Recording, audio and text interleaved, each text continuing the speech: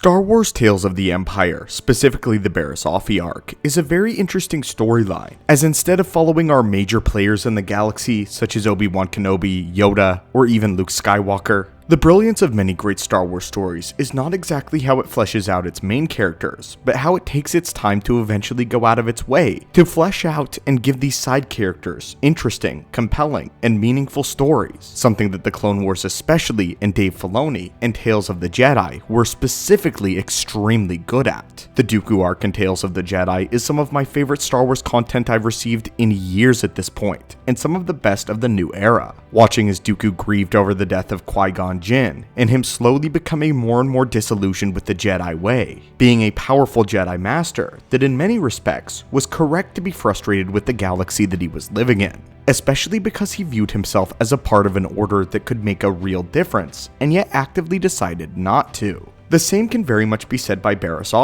but unlike characters like Dooku, her power and influence is severely diminished, and that is why I especially liked the Inquisitor arc in Tales of the Empire. When watching the episode arc, it becomes very clear that we are perceiving and watching essentially victims of the galaxy, from the very beginning to right now, and how the Jedi that have joined the Inquisitorius have essentially traded in one ruler for another, dark, more twisted one. Many of the Jedi that joined the Inquisitorius did so for righteous reasons, or at least righteous reasons on the surface. The same way that the dark side calls to many individuals, it also calls to these individuals that have less screen time, like Barriss and the Inquisitors, people that at first show up as mere antagonists but are fleshed out later down the line. The Inquisitors in particular are interesting, because Palpatine and Vader preys on their hatred for the Jedi, while slowly twisting them into something that they never wanted to be, something dark, an evil parody of what the Jedi Order was, including its very structure. The Inquisitors out of many of the Star Wars characters are ruthless, dangerous, severely conflicted, and shockingly vulnerable, which is what makes them so compelling. Unlike Vader and Sidious, whose ways in the dark side are ironclad and forged by the darkness that they now define themselves by. Unlike many of our characters such as Vader and Sidious, they did not shape the galaxy has now shaped them.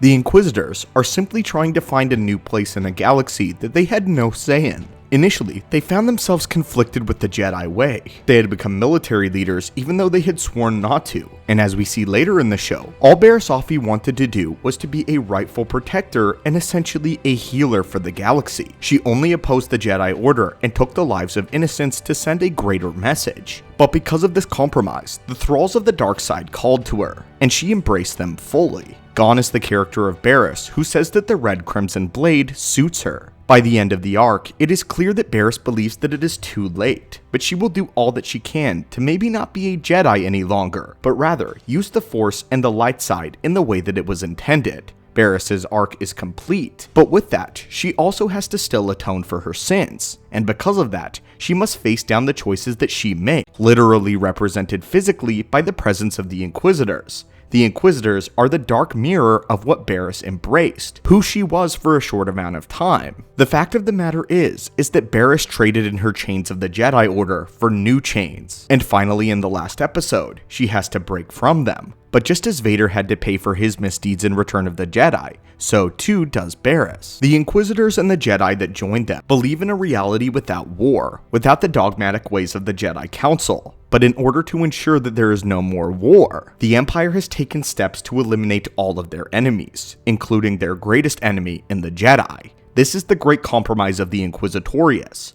They, at first, believe that they are serving the greater good. What's interesting about the story of the Inquisitors, though, is that this belief later degrades down the line. The Inquisitors become more ruthless, more engulfed in the dark side of the Force, and what originally started in their own minds as a righteous compromise has now corrupted them forever. This is, of course, the nature of the dark side. A phenomenal callback in the episode that is established with the first that we see Barriss in is how Barriss is learning to fight with the dark side and to fight like an Inquisitor, to break away from the Jedi tradition of restraint and to disarm an enemy, injuring them as little as possible in order to end an engagement. As the Inquisitor fights with Barriss, he criticizes her. She is fighting like a Jedi. She is not using her rage and her hatred for her situation to her advantage. But in the last episode, this is flipped on its head in Barriss's encounter with the Inquisitor. Barriss states that her anger imbalances her and makes her predictable, and just as how they have leaned too far into one way, they have now fully embraced the other. Palpatine has intentionally made them weak, and so has Vader.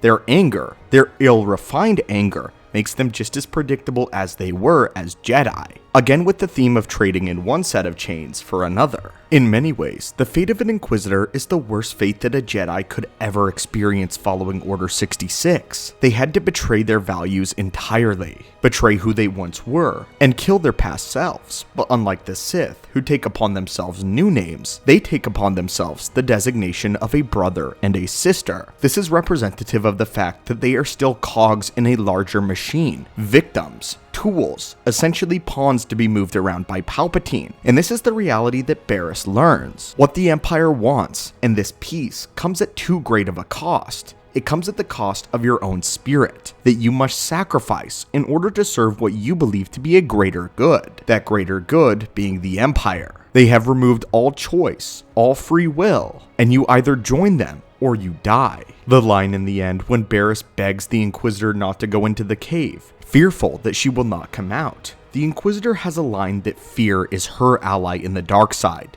not that of the Jedi. To which Barriss's response is that she chooses her allies poorly.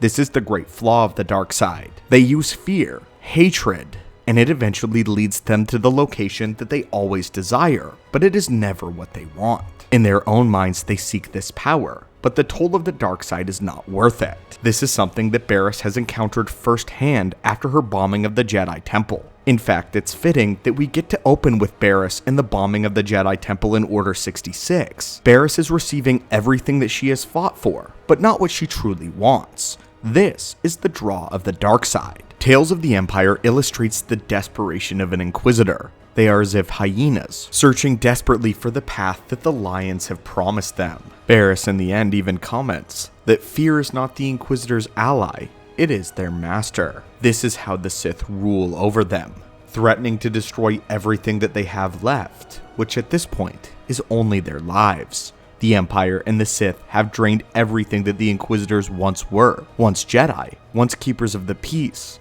once people with names and a purpose. Now, only designation as a brother or a sister and a mere number. They have taken everything. In the end, Barriss's death is quite appropriate. Barriss was never a character that was going to be an Inquisitor. This would have been a betrayal of who she was, even as illustrated to us in the Clone Wars.